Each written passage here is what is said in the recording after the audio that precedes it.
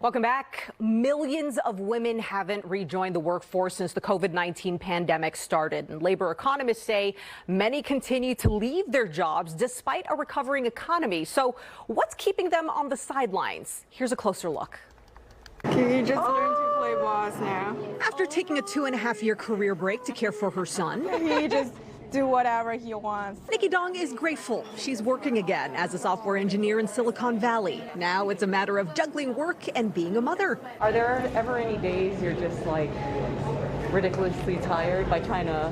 Yeah, there are times like my son, like yesterday, my son wakes up 4 a.m. Oh my goodness! But so many women remain unemployed. Labor economists say it's due to a complex mix of factors, including some choosing to stick with the decisions they made during the pandemic. Sonu Ratra is the founder of Silicon Valley-based Women Back to Work, an organization that connects companies with qualified workers. Women needed to leave the workforce because schools were shut down. Childcare wasn't available.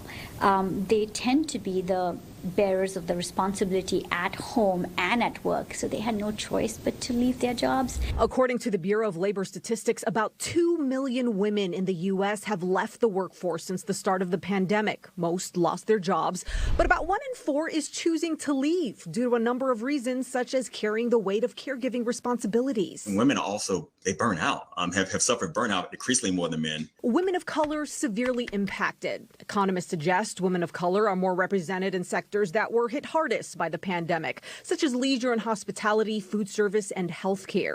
Corey Flournoy is vice president of diversity, equity, and inclusion for self-driving tech company Aurora, the company Nikki Dong is now working for. It's not uncommon that when we see a deficit, a loss of certain demographics in society, in the workplace, that people of color experience that at a greater proportion. There's a bias against that. Ratra says the problem is far from over. She says many mothers in particular who want to get back to work are finding it difficult. There's a lot of barriers that they still face. One of those barriers, explaining their career gap. It's a problem that's existed for women even before the pandemic. The decision to take a break from career is sometimes inevitable. Margaret Siri and Adriana Polito found themselves in similar situations when looking for work. Some people concentrated more on that gap than my actual skills and experience. So it was easy to feel, a bit frustrated. Other barriers, the lack of available jobs that provide flexible training and work schedules. Also, people thinking that,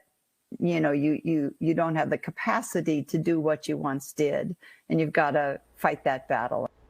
All right, so how were these women able to fight that battle and land the jobs they have now? Well, that's where the Women Back to Work program and some Silicon Valley companies come in. Coming up at 11 o'clock tonight, I'll show you what their returnships are all about and what they're urging lawmakers to do to help more women return to the workforce.